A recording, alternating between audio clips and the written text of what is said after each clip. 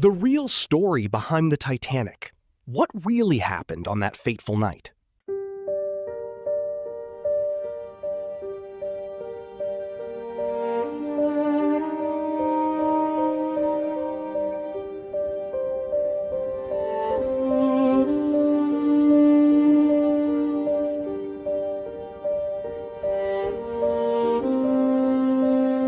Imagine boarding the most luxurious ship ever built. The food is exquisite, the grand staircase gleams under crystal chandeliers, and the newspapers call the Titanic the greatest achievement of modern engineering. You wave goodbye to the shore, believing you're beginning the journey of a lifetime. Just 5 days later, that dream would become one of the deadliest peacetime maritime disasters in history. Welcome to today's episode.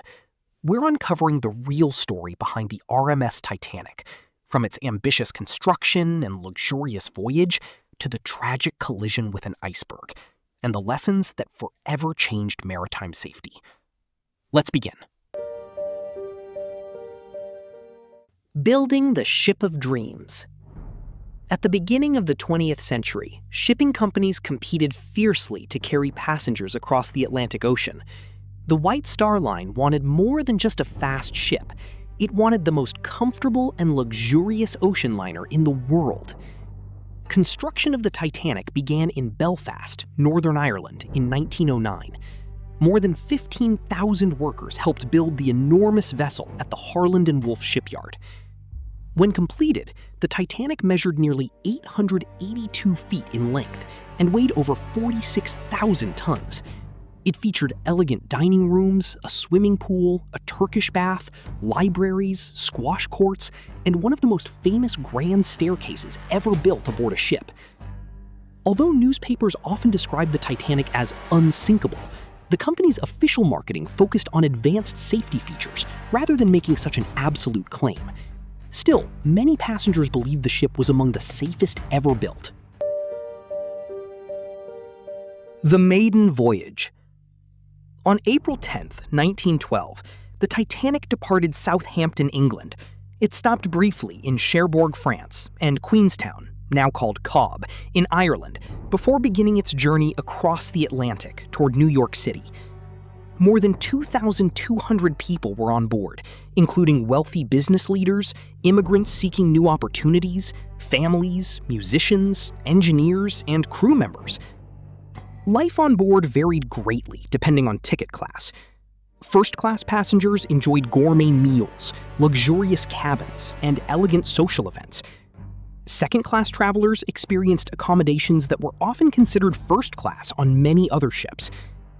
Third-class passengers, many hoping for a new life in America, lived more simply, but generally had conditions that were better than those on many ships of the era. Despite these differences, everyone shared the same destination, and unknowingly, the same fate. The Iceberg. On the evening of April 14, 1912, the North Atlantic was unusually calm. The sea was almost perfectly still. Several nearby ships had sent warnings about dangerous ice fields, but the Titanic continued at a high speed. At approximately 11:40 p.m., lookouts spotted an iceberg directly ahead. The bridge ordered the ship to turn and reverse its engines. There wasn't enough time. The iceberg scraped along the starboard side, tearing open several compartments below the waterline. The damage looked surprisingly small from above, but beneath the surface, seawater began flooding the ship. The Titanic had been designed to stay afloat if up to 4 watertight compartments flooded. Instead, 6 compartments were breached. The ship's chief designer quickly realized the terrible truth. The Titanic would sink. Chaos and courage. As crew members prepared the lifeboats, many passengers struggled to understand the seriousness of the situation. Some even hesitated to leave the warmth and comfort of the ship. One of the greatest tragedies was that there were not enough lifeboats for everyone on board. At the time, maritime regulations required far fewer lifeboats than were actually needed for a ship of the Titanic's size. The order of women and children first guided many evacuations.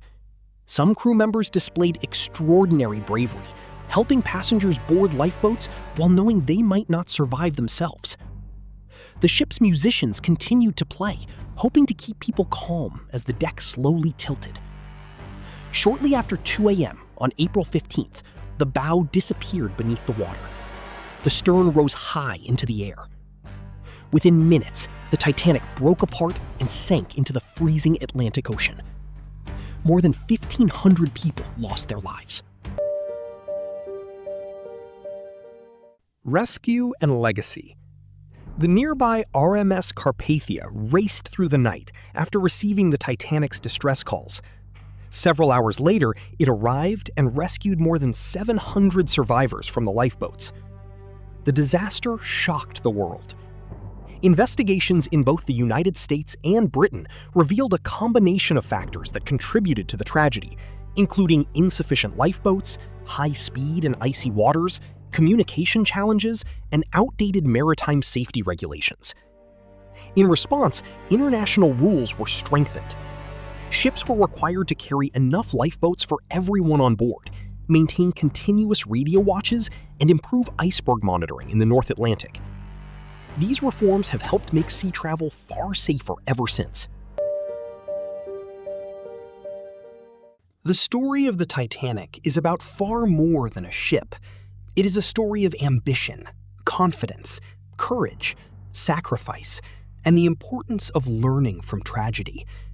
More than a century later, the Titanic continues to fascinate people around the world because it reminds us that even humanity's greatest achievements remain vulnerable to nature, human error, and unforeseen circumstances.